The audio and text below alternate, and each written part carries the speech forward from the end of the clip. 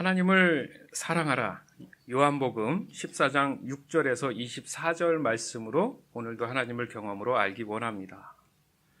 나는 하나님을 진심으로 사랑합니다.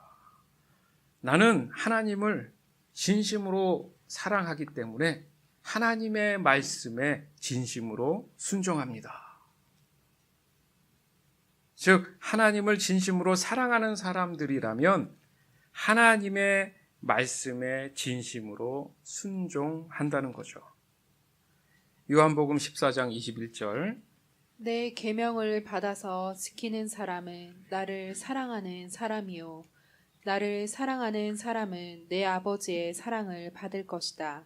그리고 나도 그 사람을 사랑하여 그에게 나를 드러낼 것이다. 아멘. 하나님은 나와의 사랑의 관계를 추구하기 위해서 하나님께서 언제나 주도권을 잡으십니다. 사실 그럴 수밖에 없어요.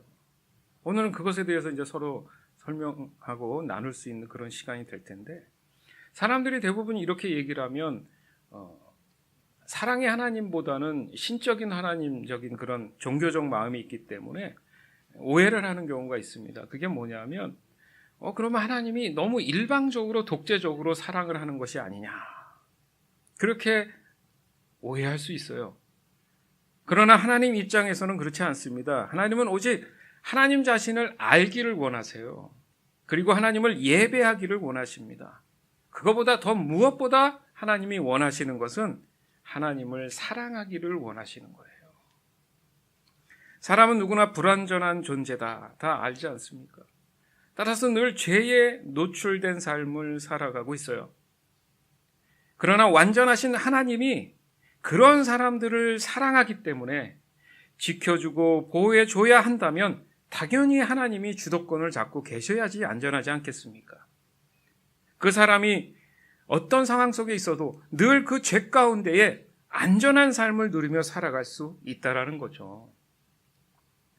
따라서 오늘 본문 또 외울 말씀인 요한복음 14장 21절의 말씀을 다시 한번 보면 누가 예수님을 사랑하는 사람이라고 표현하고 있느냐는 거예요. 즉, 계명을 받아서 지키는 사람, 이렇게 말씀하고 있습니다.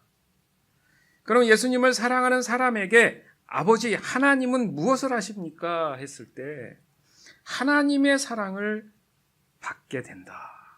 여러분, 사랑을 받게 된다는 거 모든 사람이 원하는 거예요.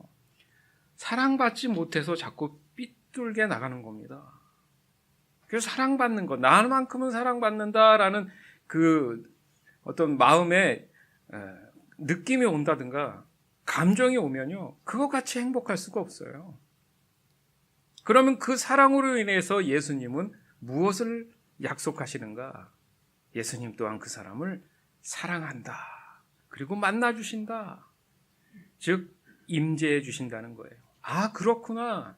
사랑이라는 거 아무나 붙잡고 하는 게 아니구나. 무조건적으로 아무나 사랑을 하는 게 아니라는 겁니다. 따라서 내가 예수님을 사랑한다는 것은 곧 하나님을 사랑한다는 것이기 때문에 하나님의 말씀을 예수님의 이름으로 자연스럽게 순종하게 된다는 거예요. 아멘. 요한복음 14장 31절 다만 내가 아버지를 사랑한다는 것과 아버지께서 내게 분부하신 그대로 내가 행한다는 것을 세상에 알리려는 것이다. 일어나거라, 여기에서 떠나자. 아멘. 예수님은 우리에게 하나님에 대한 사랑을 실제적이고 개인적이고 사실적으로 보여주고 계신 거예요. 예수님은 끝까지 하나님을 사랑하셨기 때문에 아버지 되시는 그 하나님의 말씀을 모두 완벽하게 지키셨습니다. 이게 순종이라는 거죠. 즉, 예수님은 순종함으로 인해서 아버지 하나님에 대한 자신의 사랑을 보여드린 겁니다. 여러분은 어떻습니까? 우리가 믿는다고 그러면 믿음의 생활을 하는 그리스도인답게 그 일상 속에서 하나님의 사랑에 대한 하나님의 말씀을 어떻게 나는 반응하고 있느냐는 거예요. 만약 하나님의 말씀을 온전히 순종하는 삶을 내가 지금 살고 있다면 그 사람도 예수님처럼 하나님을 진심으로 사랑하고 있는 겁니다. 어렵지 않잖아요. 보면 알잖아요. 내 자신을 스스로 내가 알지 않습니까? 이 모든 것이 여러분 모두의 믿음인 줄 이 시간 제 자신이 받아들이고 인정합니다. 따라서 하나님과의 그 사랑의 관계는 여러분이 하나님께 순종함으로 인한 하나님에 대한 사랑의 표현을 하기를 하나님께서는 원하신다는 거예요. 이것은 단순히 수동적으로 따르는 것이 아니에요. 그 말씀에 대한 의도와 동기를 정확히 알고 능동적으로 또 적극적으로 진심 어린 마음으로 순종하게 된다는 겁니다. 쉽게 말하면 하나님이 그건 하지 마 하면 이유 묻지 않고 예 알겠습니다 하고 안 하는 거고, 그것은 반드시 꼭 해야 돼 라고 하면 예 알겠습니다 하겠습니다 해서 반드시 그 일을 순종함으로 하게 된다는 거예요. 그러나 혹시라도 하나님의 말씀에 대한 순종에 문제가 만약에 있다면 여러분 내 스스로 진단할 수 있어요. 내가 하나님에 대한 사랑에 대해서 뭔가 지금 문제가 있구나. 따라서 이럴 때는 나의 관심을 좀 더 하나님을 향해 있어줘야 된다는 겁니다. 그걸 집중력이라고 한다면 우리가 지금 매주 함께하기 원하는 것, 에베소서 1장 17절에서 19절 말씀에 내 이름을 넣어서 기도해보자. 자꾸 반복해서 하려는 이유가 거기 있는 겁니다.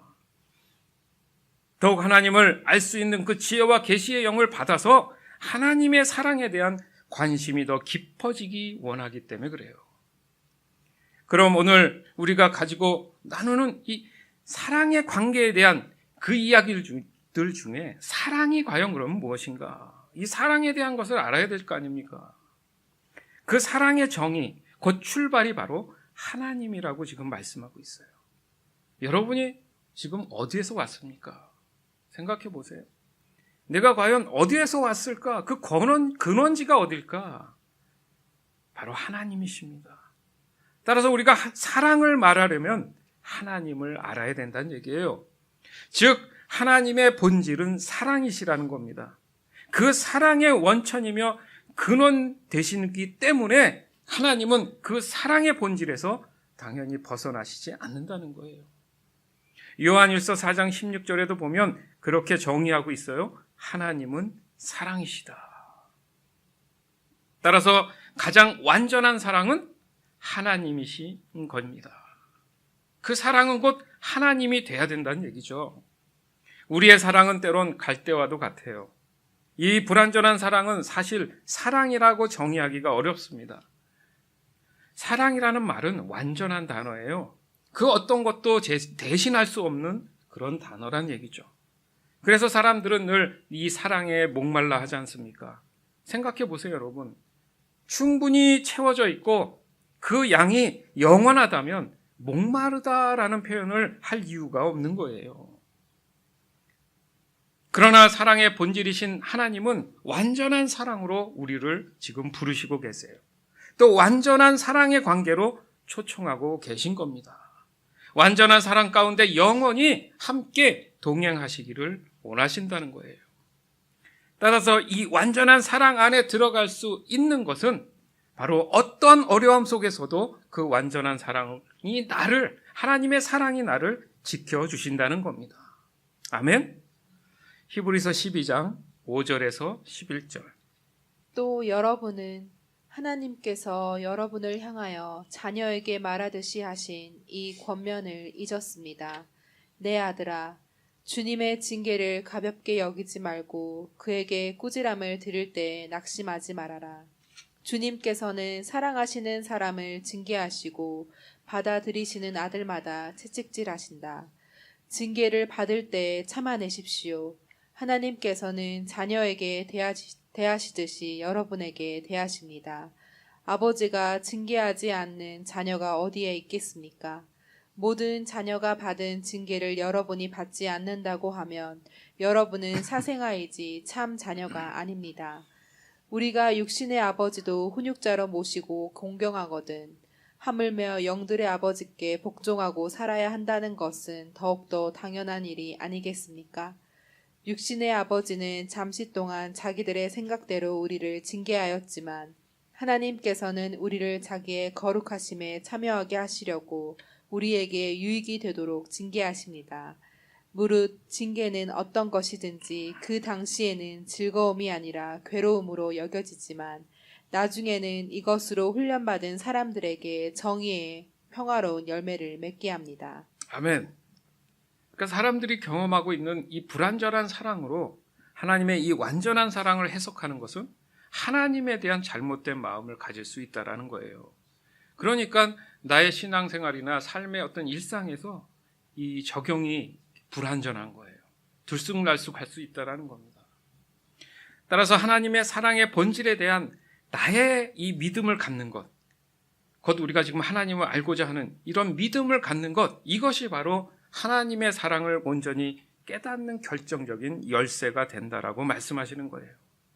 이런 그리스도인들이 날마다 믿음으로 고백하는 그 말들이 있습니다. 하나님의 사랑의 본질을 알게 된 순간부터 하나님의 사랑이 나의 인생에 강력한 영향을 주시는 것을 나는 경험으로 알게 되었습니다. 저는 절대 십자가의 사랑을 생각하지 않고 환경을 바라보지 않습니다. 하나님과 저와의 관계가 제가 하는 모든 일을 결정합니다. 굉장한 믿음의 고백이죠. 따라서 하나님은 사랑이십니다. 아멘. 하나님의 뜻은 그래서 항상 최선인 거예요. 우리가 지금 추구하고 있는, 다시 한번 강조하는 하나님과 사랑의 관계, 그 관계에서 본다면 이 관계는 현재 내가 하나님과의 관계에 있어서 내 자신이 하나님에 관하여 무엇을 믿고 있느냐를 설명하고 있다는 거예요. 여러분은 하나님의 무엇을 믿고 있습니까, 지금? 즉, 나는 지금 하나님의 어떤 점에 관심이 있느냐에 따라서 하나님과 나와의 관계를 말할 수 있다는 거예요. 다시 말해서 내가 믿는 그대로 나의 신앙과 적용되는 삶이 바로 나타난다는 겁니다. 즉, 여러분이 진정으로 하나님을 완전한 사랑 가운데 내가 모신다면, 즉 사랑의 본질이라고 믿는다면 여러분은 하나님의 뜻이 최선이라는 사실을 인정하고 있는 거기 때문에 그 믿음을 가지고 여러분이 삶에서 담대하게 살아갈 수 있다는 얘기예요. 사랑이라는 것이 위대한 그 이유가 여기 있습니다. 사랑의 독특함이 뭐냐 하면 초월성을 가지고 있어요. 물론 사람들이 불완전해요. 사랑이 불완전해도 그 초월성에 대한 것들은 일반적으로도 맛보고 있습니다. 예를 들자면 어떤 것에 사랑의 마음이 있어가지고 관심을 집중하잖아요. 그런 남들이 보이지 않는 것이 보인다는 거죠. 그런 경우들이에요. 그게 초월성이잖아요. 즉 관심은 사랑을 알게 하는 하나의 표현과 방법이라는 거예요. 그래서 우리는 지금 하나님을 알아야 된다고 계속 강조하고 있습니다. 하나님은 모든 것을 아시는 분이다. 전지하신 분이다. 이렇게 우리가 표현하지 않습니까? 따라서 하나님의 그 인도하심을 받는 것이 가장 옳은 것이라고 말하는 거예요. 즉 하나님이 사랑이시라는 그 본질은 곧 모든 것을 아신다라는 뜻과 같다는 겁니다. 그래서 하나님의 말씀에 순종하게 되는 거예요. 그렇죠. 순종해야 내가 잘 살 수 있으니까 그 순종을 통해 하나님의 가장 선하시고 완전한 답을 내가 경험하게 된다는 겁니다. 하나님은 여러분을 완전하게 사랑하시기 때문에 온전한 하나님과의 그 사랑의 관계 안에서 하나님을 믿음으로 하나님께 철저히 순종하게 된다는 거죠. 하나님은 또한 전능하십니다. 즉 모든 것을 하실 수 있는 분이에요. 우리가 잘 아는 창세기에 보더라도 그렇잖아요. 없었는데 무엇으로 지으셨어요? 말씀으로 지으셨어요. 이것은 놀라운 하나님의 영역이에요. 따라서 하나님이 목적하시는 무언가는 다 이루어지는 일들입니다. 그 이루어지는데 전혀 문제가 없으시다는 거예요.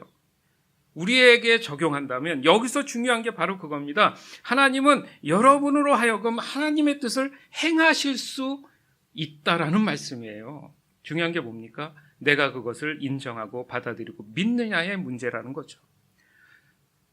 즉 나를 통해서 하나님이 무언가 일을 하시고자 하실 때 나에게 하나님이 그 전능하심을 나타내 보이신다는 뜻입니다. 다시 한번 정리해 보겠습니다. 하나님은 사랑이시기 때문에 하나님의 뜻은 항상 최선입니다. 하나님은 전지하시기 때문에 하나님의 인도하심은 항상 옳으십니다. 하나님은 전능하시기 때문에 하나님은 나로 하여금 하나님의 뜻을 행하실 수 있습니다. 따라서 하나님이 여러분에게 지키도록 명령하시는 이 말씀들이 여러분에게 가장 최선의 결과와 가장 옳은 결과와 가장 완전한 길을 경험하게 해 주신다는 거예요. 신명기 32장 46절에서 47절. 그들에게 말하였다. 오늘 내가 당신들에게 증언한 모든 말을 당신들은 마음에 간직해 두고 자녀들에게 가르쳐 이 율법의 모든 말씀을 지키게 하십시오. 율법은 단지 빈말이 아니라 바로 당신들의 생명입니다. 이 말씀을 순종하십시오. 그래야만 당신들이 요단강을 건너가 차지하는 땅에서 오래오래 살 것입니다. 아멘. 자, 말씀 그대로 적용을 해보자는 거예요. 다른 것은 그렇다 치고 율법은 빈말이 아닙니다. 그냥 지키면 되고 이 얘기가 아니라 바로 당신들의 생명입니다. 생명이라는 게 뭐예요? 살아남는 거잖아요. 하나님의 말씀을 지킨다는 의미는 내가 살아남는다는 얘기인데 그렇기 때문에 이 말씀을 순종하십시오 이렇게 말씀하시잖아요. 그래야지만이 당신들이 이 요단강을 건너 차지한다. 자, 우리가 영적으로 보자는 거예요. 지금 이스라엘 백성이 요단강을 건너야 가나안으로 들어갈 수 있는데 갈등할 수 있지 않습니까? 저걸 건너야 되는데 어떻게 건너가? 험난한 이 상황 속에서 현실적이지 않아 이렇게 얘기할 수도 있는데 중요한 게 뭐냐면 하나님이 그렇게 약속하신 언약들이 있다면 그것을 그대로 순종할 줄 알아야 된다는 거예요. 그러면 너희가 건너가서 차지하고 거기서 오래오래 살 것이다. 여러분 삶에 적용하시기 바라요. 지금 당장 잠깐 뭔가 잘 된다고 해서 다 잘 되는 게 아닙니다. 우리는 불완전해서 언제 또 시험에 들고 넘어질 수 있어요. 그렇기 때문에 그 사랑 안에 거해서 하나님의 사랑을 가지고 우리가 그 신실함을 유지하면서 살아가자는 거예요. 그러기 위해서 하나님이 주신 말씀에 순종하자 이겁니다. 이 말씀이 바로 사랑의 관계의 기초가 돼 있다라는 거죠. 따라서 여러분이 하나님을 경험으로 알게 될 때 하나님의 사랑이 확인될 수 있다라는 겁니다. 아, 사랑이라는 것이 이거구나. 또한 여러분이 하나님의 사랑을 확인하는 그 순간 여러분은 하나님을 믿고 의지하게 될 거라는 거예요. 그리고 하나님을 믿고 의지하게 될 때 여러분은 순종이라는 것이 무엇인지 알게 된다는 겁니다. 그래서 순종이 일어나는 거예요. 다시 한번 볼까요? 요한일서 5장 1절에서 4절. 예수가 그리스도이심을 믿는 사람은 다 하나님에게서 태어났습니다. 낳아주신 분을 사랑하는 사람은 다 그분이 낳으신 이도 사랑합니다. 우리가 하나님을 사랑하고 또 그 계명을 지키면 이로써 우리가 하나님의 자녀를 사랑한다는 것을 압니다. 하나님을 사랑하는 것은 그 계명을 지키는 것입니다. 하나님의 계명은 무거운 짐이 아닙니다. 하나님에게서 태어난 사람은 다 세상을 이기기 때문입니다. 세상을 이긴 승리는 이것이니 곧 우리의 믿음입니다. 아멘. 아까 제가 믿음이 하나님의 사랑 가운데에 우리가 승리하는 삶의 열쇠다 이렇게 말씀드렸잖아요. 무엇을 믿을 것인가? 살아계신 하나님의 그 사랑을 우리가 믿을 때에 또 그런 말씀에 순종할 때에 하나님께서 모든 것을 보장해 주신다. 하나님을 사랑하는 것은 그 계명을 지키는 거다. 하나님의 계명은 무거운 짐이 아니다. 오해를 아까 한다 그랬잖아요. 왜요? 인간의 선입견 때문에 자꾸 하나님의 사랑을 오해한다는 겁니다. 나를 향하신 하나님의 사랑이 이렇게 너무도 깊고 심오한 거예요. 오늘 마더스데이인데 여러분이 이제 그 자매님들은 엄마가 한번 돼보세요. 그 사랑이 조건이 없어요. 그냥 내 몸이 다 없어지고 사라질지라도 오직 그 사랑 가운데 그 자녀들이 잘 되기만을 바라는 게 그 어머니의 마음입니다. 그 마음을 따라서 그 사랑을 알고 깨닫는 자녀는요, 부모님이 말하는 거 잘 듣죠. 순종할 수밖에 없죠. 잘 되라고 하는 거니까. 똑같은 얘기라는 거예요. 즉 하나님이 먼저 나를 사랑하셨기 때문에, 그죠? 어머님이, 부모님이 나를 먼저 사랑했기 때문에 늘 하나님은 그 사랑으로 나의 모든 것에 관심을 집중하고 계신다는 거예요. 자나깨나 자녀 걱정이 다 부모 마음 아닙니까? 하나님의 사랑도 마찬가지라는 거예요. 그래서 이 지옥 같은 세상에서 나를 안전하게 이끌어 주실 수 있다는 겁니다. 따라서 그 안전함을 위한 그 내용들이 바로 하나님이 우리에게 주신 이 말씀의 계명들이라는 겁니다. 즉 하나님이 이 계명을 우리에게 주신 것은 그것이 우리를 위해 준비해 놓으신 안전한 장치구나. 아멘? 그러니까 지키면 손해볼 게 없는 거예요. 따라서 하나님은 여러분이 이 계명을 붙잡고 하나님으로부터 떠나지만 않는다면 다른 걸 말하시는 게 아니에요. 나에게서만 떠나지 마라. 붙잡고 그것을 네 믿음을 지켜라. 그거를 원하시는 겁니다. 즉 하나님은 여러분이 세상을 살아가는데 항상 하나님이 원하시는 복을 풍성하게 누리며 살아가기를 원하시기 때문에 이 계명을 주신 거예요. 오늘 본문에서도 예수님은 예수님 자신이 길이요 진리요 생명이다 라고 말씀하시잖아요. 이게 단순한 얘기가 아니라 이 말씀을 깊이 묵상하다 보면 하나님과 사랑의 관계에 있어서 하나님은 우리에게 먼저 그 관계가 회복되기를 원하시는구나, 이 진리를 만날 수 있어요. 이에 따라서 예수님은 하나님과의 관계의 회복을 위해서 우리에게 오신 겁니다. 그렇죠? 예수님 없으면, 예수님 말씀하시잖아요. 내가 없으면 아버지께 갈 자가 없다. 이 또한 예수님은 하나님의 계명을 철저하게 지키신 거예요. 즉 하나님을 너무도 사랑하시는 분이 예수님이구나. 우리에게 그걸 보여주신 겁니다.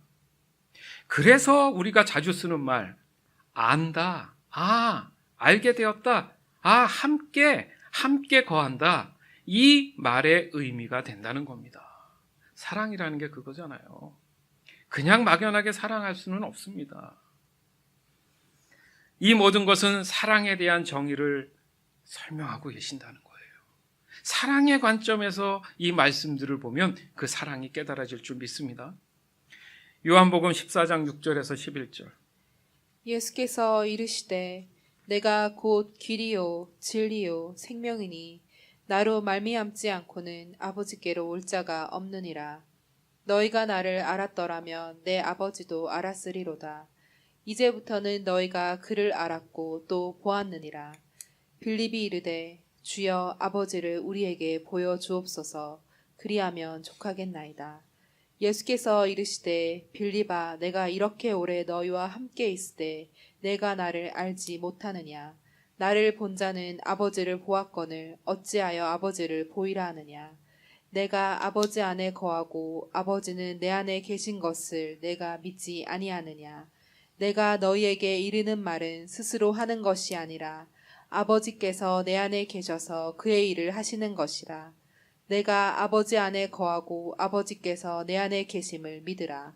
그렇지 못하겠거든 행하는 그 일로 말미암아 나를 믿으라. 아멘. 좀 전에도 말씀드렸잖아요.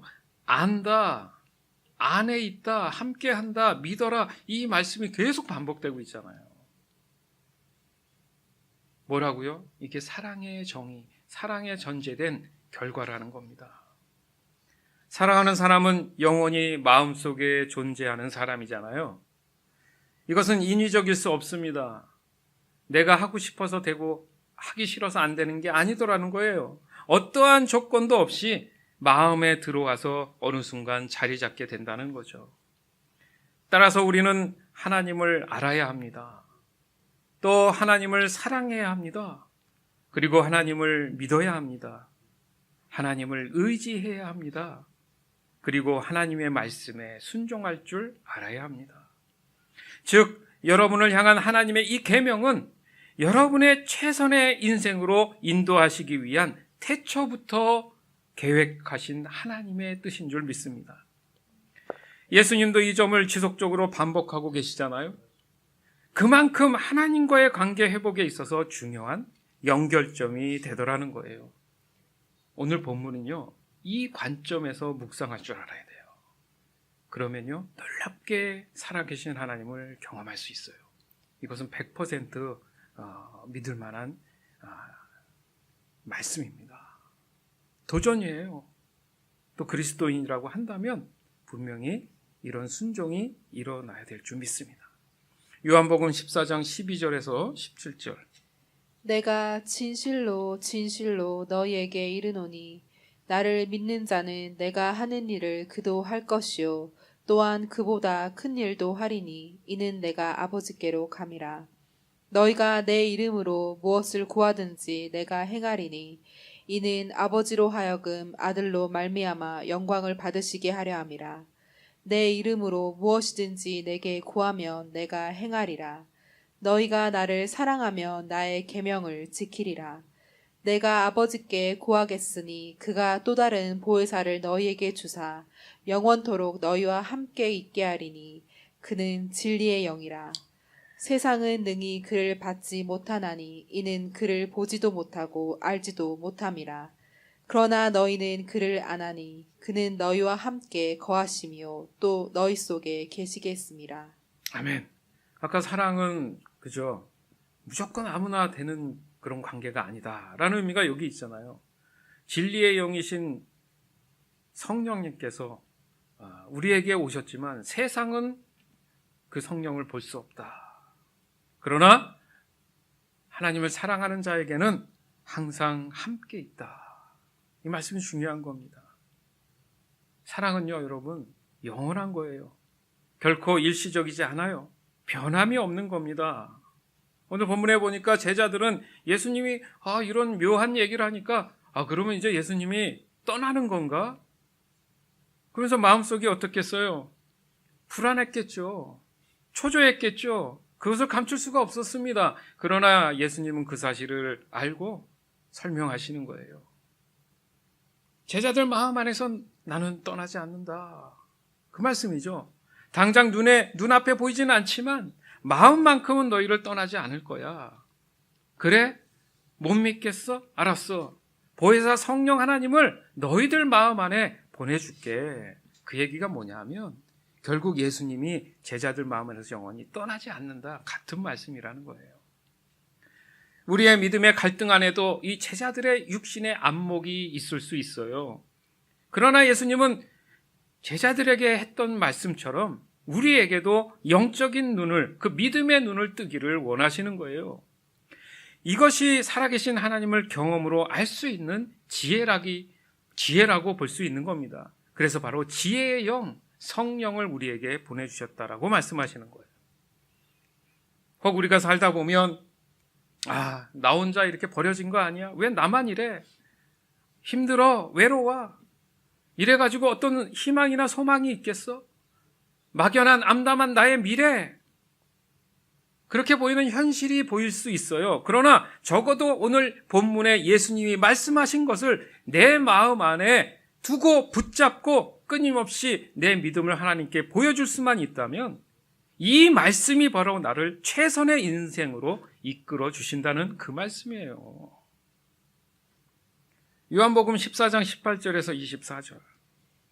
내가 너희를 고아와 같이 버려두지 아니하고 너희에게로 오리라. 조금 있으면 세상은 다시 나를 보지 못할 것이로되 너희는 나를 보리니 이는 내가 살아있고 너희도 살아있겠음이라. 그날에는 내가 아버지 안에 너희가 내 안에 내가 너희 안에 있는 것을 너희가 알리라.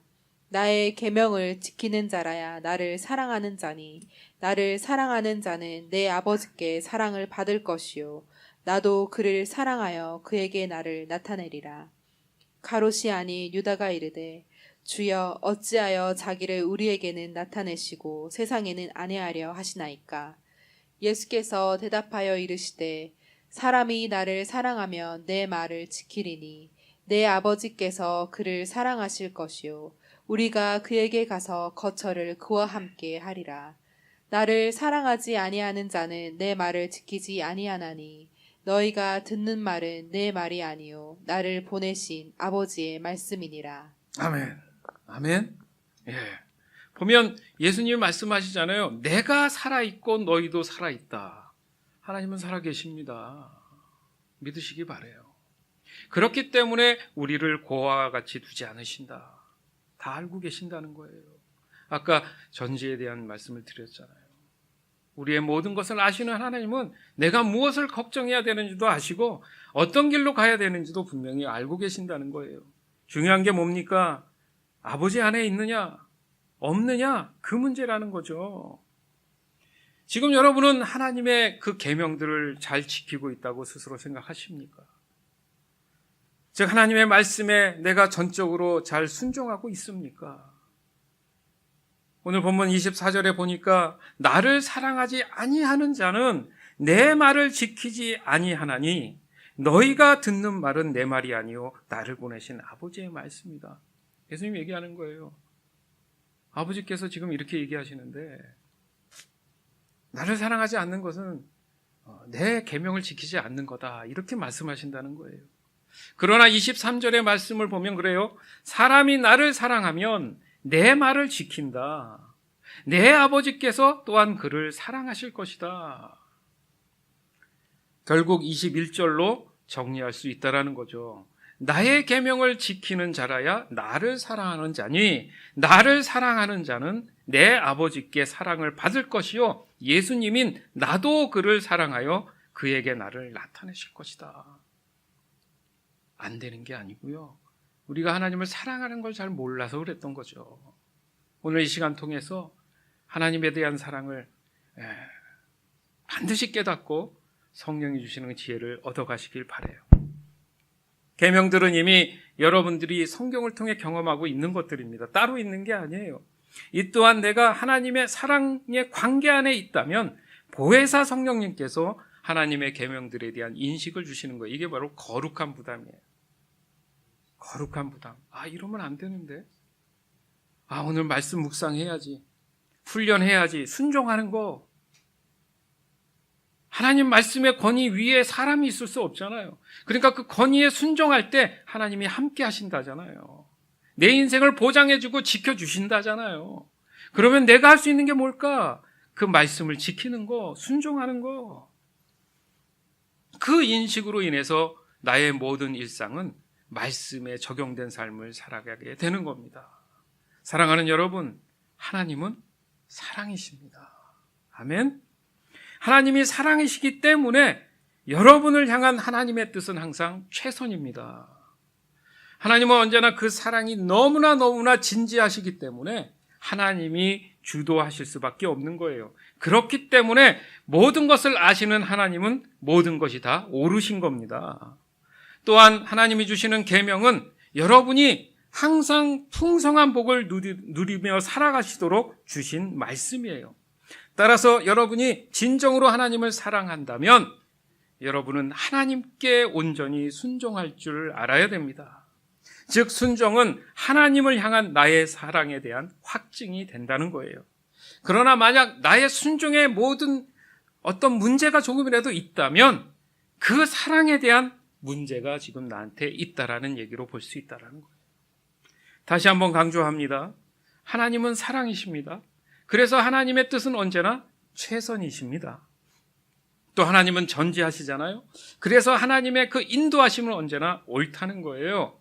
그리고 하나님은 전능하십니다. 그래서 하나님은 나로 하여금 하나님의 뜻을 행하실 수 있는 거예요. 또한 하나님의 모든 계명은 사랑의 본질에 대한 표현인 겁니다. 하나님이 이 계명을 주실 때 나를 한정적이고 수동적으로 만드시는 게 아니라 도리어 자유하게 만드시는 거예요. 그러니까 우리의 선입견과 우리의 어떤 욕심과 교만을 내려놔야지만이 하나님의 계명이 얼마나 내게는 은혜와 풍성한 삶을 주시는지를 우리는 깨닫게 된다는 거예요. 따라서 오늘의 결론, 바로 결론은 뭐냐? 내가 하나님을 사랑하면 나는 하나님께 순종하는 사람이 된다. 이겁니다. 아멘? 요한복음 15장 9절에서 11절. 아버지께서 나를 사랑하신 것과 같이 나도 너희를 사랑하였다. 너희는 내 사랑 안에 머물러 있어라. 너희가 내 계명을 지키면 내 사랑 안에 머물러 있을 것이다. 그것은 마치 내가 내 아버지의 계명을 지켜서 그 사랑 안에 머물러 있는 것과 같다. 내가 너희에게 이러한 말을 한 것은 내 기쁨이 너희 안에 있게 하고 또 너희의 기쁨이 넘치게 하려는 것이다. 아멘. 이 귀한 말씀 여러분 오늘 마음 안에 딱 붙잡고 살아가시길 주님의 이름으로 축원합니다.